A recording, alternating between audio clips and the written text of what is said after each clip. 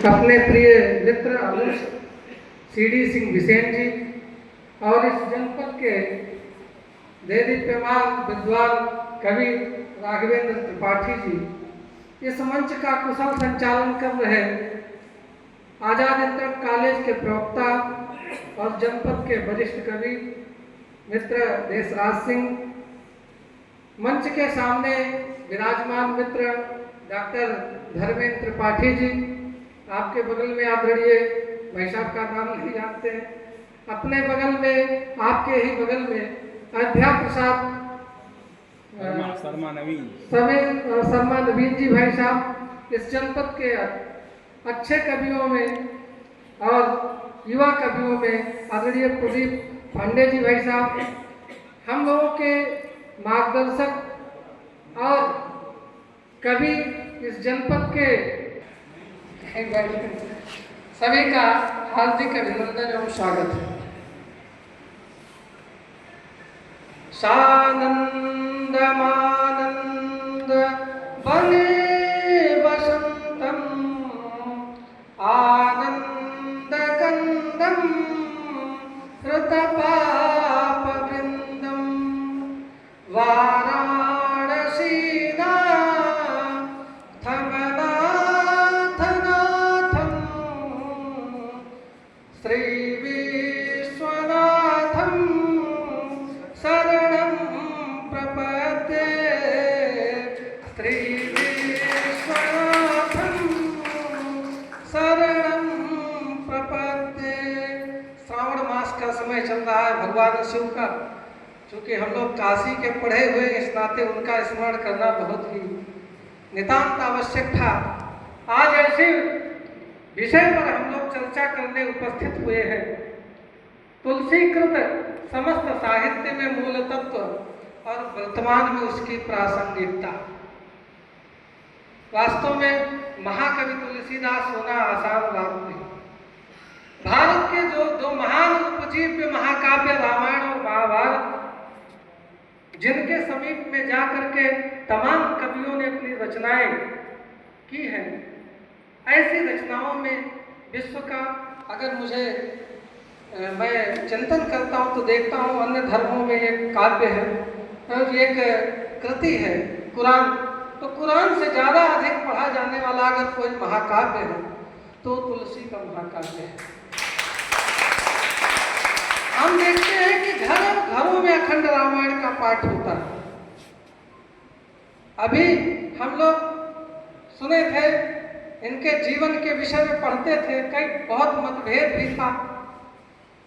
सबसे ज्यादा हम लोग जब पढ़ते थे तो उनकी जन्म का समय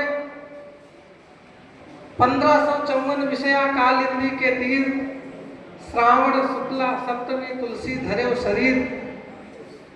तुलसीदास जी का जन्म 1554 संवत में जब हम लोग पढ़ते थे तो बांदा जिले के राजापुर नामक ग्राम को ज्यादा मान्यता मिलती थी। भाई साहब बैठे हिंदी के प्रमुख, हमारा तो बीएस छूट गया था, लेकिन सबसे ज्यादा मान्यता मिलती। कुछ लोग सोलों का ईटा मानते हैं, लेकिन बाद में जो कुछ लोगों ने चिंतन किया कि तुलसी का जन्म कहाँ होना चाहिए, क्योंकि यह काव्य की जो इस महाकाव्य की जो रचना हुई है वो रचना किस भाषा में है? अवधी में। अवध का क्षेत्र हमारा यही सब है और गोंडा का जो पसका क्षेत्र माना जाता, मुझे लगता हो अधिक समीचीन होगा, क्योंकि बांदा में अवधी भाषा का प्रचलन नहीं।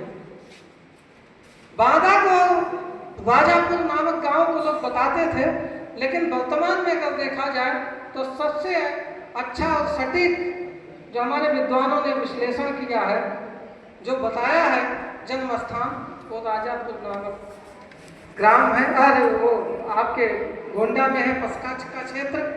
और सौभाग्य की बात है, जिस जनपद में कार्यक्रम आयोजित हो रहा है उसी जनपद में ही फखरपुर के पास उनका ननिहाल भी है, गोस्वामी तुलसीदास जी का। तो कितना बड़ा सौभाग्य की बात है कि उसी उर्वर धरती से, और माँ कहाँ की थी? बहराइच की थी। उन्हीं के उर्वर कोख से गोस्वामी तुलसीदास जी पैदा हुए और उनके आज हम जन्म जयंती के रूप में यहाँ पर उपस्थित हुए। पूरा रामचरितमानस के साथ साथ विनय पत्रिका है, देव दोहावली है, कवितावली है, रामनारायण महचू है, ऐसे 12 काव्य हैं। और उस कृति की रचना गोस्वामी तुलसीदास जी ने किया है, जो वर्तमान में वास्तविक रूप से बहुत ही प्रासंगिक है। इसके मूल तत्व कौन है? मर्यादा पुरुषोत्तम भगवान राम। इस रामचरितमानस के मूल तत्व। सबसे बड़ी विडंबना है, हमारे बच्चे रामचरितमानस नहीं बोलते हैं, रामायण कहते हैं। अभी इतना भी थोड़ा बहुत ज्ञान बच्चों के अंदर नहीं, हम घरों में चर्चा नहीं करते। वाल्मीकि रामायण महर्षि वाल्मीकि ने लिखा और रामचरितमानस की रचना गोस्वामी जी ने किया। कालिदास ने वाल्मीकि रामायण को आधार बना करके रघुवंश महाकाव्य की रचना की, जिसमें 33 राजाओं का वर्णन किया है। और वह कवि प्रथम सर्ग का दूसरा श्लोक है शायद भाई साहब, जब वो रघुवंश लिखते हैं तो प्रथम सर्ग के द्वितीय श्लोक में लिखा है, क्वा सूर्य प्रभो उत्पन्न वंशः क्वा चल्प विषयामति चतुर्दुसर मोहादुड़ पेनाशिसा।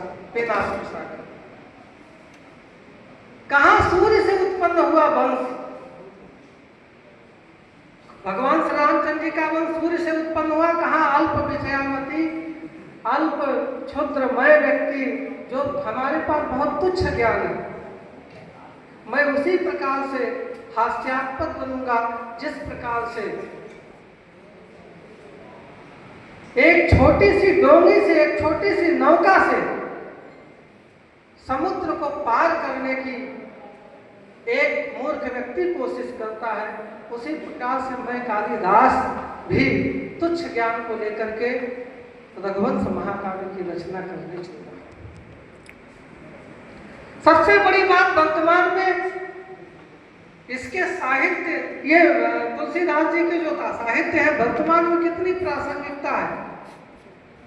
जो भाषा चुना उन्होंने, महाकवि तुलसीदास जी ने, वो कौन सी भाषा चुना? अवधी। अवधी का चुनाव उन्होंने क्यों किया? क्योंकि एक पढ़ा लिखा व्यक्ति, एक अनपढ़ व्यक्ति भी अवधी भाषा को बहुत ही अच्छी तरीके से अवगम्य कर सकता है, उसको जान सकता है। तुलसीदास जी जिस समय रामचरितमानस की रचना किए थे, उस समय इस भारत में उन्होंने उस कालखंड को देखा, अकबर का शासन था, जहांगीर के साथ का भी शासन आया उसके बाद में। उस कालखंड में जब हमारे संस्कार मर चुके थे, जब धर्मांतरण हो रहा था, लोग कहते हैं अकबर बहुत महान था, बहुत अच्छा था, लेकिन धर्मांतरण बहुत जबरदस्त उसमें चल रहा था। उस समय विपरीत परिस्थिति में गोस्वामी तुलसीदास जी ने रामचरितमानस की रचना किया था। और वास्तव में अगर रामचरितमानस की रचना ना किया होता तो अकबर के शासन काल में धीरे धीरे हम सब यहाँ पे जो बैठे होते वो सनातनी नहीं होते। वर्तमान में इससे प्रासंगिकता भाषा अवधि दिया कि एक पढ़ा लिखा व्यक्ति अगर संस्कृत में रचना करूंगा, क्या महाकवि तुलसीदास को संस्कृत का ज्ञान नहीं था? जितने कांड लिखे गए हैं, मंगलाचरण देखिए, विशुद्ध संस्कृत भाषा में लिखा हुआ है। आप मंगलाचरण पढ़िए, उसके बाद में अवधी भाषा में उन्होंने लिखा। जैसे महात्मा बुद्ध ने संस्कृत को इस नाते संस्कृत में धम्मपद नहीं लिखा क्योंकि उसको लोग नहीं जान पाते। संस्कृत भाषा का उस समय संस्कृत भाषा चरम पर थी, इस नाते उन्होंने पाली और प्राकृत में रचना किया। और महाकवि तुलसीदास जी ने भी संस्कृत को इसी नाते अपनाया, का वो अवधि को इसी नाते अपनाया क्योंकि अवधि भाषा सारे लोग जान सकते हैं, और जब सब लोग जानेंगे तो कम से कम उनका धर्म बचेगा, धर्म बचेगा। और केंद्र बिंदु किसको बनाया? भगवान श्री राम को। ये मूल तत्व कौन है? मर्यादा पुरुषोत्तम श्री राम मूल तत्व है उनके साहित्य के। जिस साहित्य को उठाएंगे मूल तत्व के रूप में किसको पाएंगे? राम को। रम धातु खय प्रत्यय से मिलकर के राम बना हुआ। रम्यते इत राम है, जो सारे लोगों में रमण करता है, वो कौन है?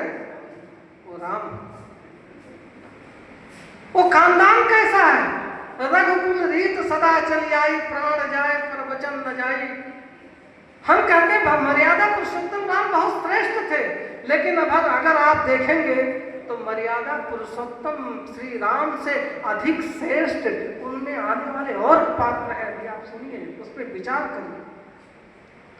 अत्यधिक श्रेष्ठ कौन है? मर्यादा पुरुषोत्तम राम को हम मानते हैं, लेकिन उनसे भी श्रेष्ठ उसमें लोग हैं।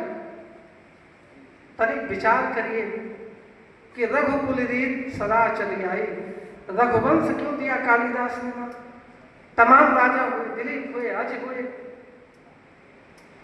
उसमें हरिश्चंद्र जैसे उस वंश में लोग पैदा हुए, मानधाता जैसे लोग पैदा हुए। रघु का नाम क्यों लिया गया? तो रघु ने जो दिया समाज को, इस नाते रघुकुल रीत सत्यवादिता उस खानदान की जो थी वो बहुत जबरदस्त थी।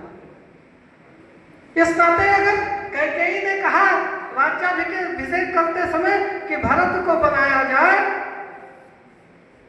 तो राजा उठे चक्रवर्ती सम्राट थे, वो चाहे होते कैकेयी को मना कर देते, कैकेयी को बंदी गृह में डाल सकते थे, लेकिन रघुकुल रीत सदा चली जाए, प्राण जाए पर वचन न जाई। उन्होंने उसके आधार पर भगवान को वनवास जाने के लिए अनुमति दे दिया।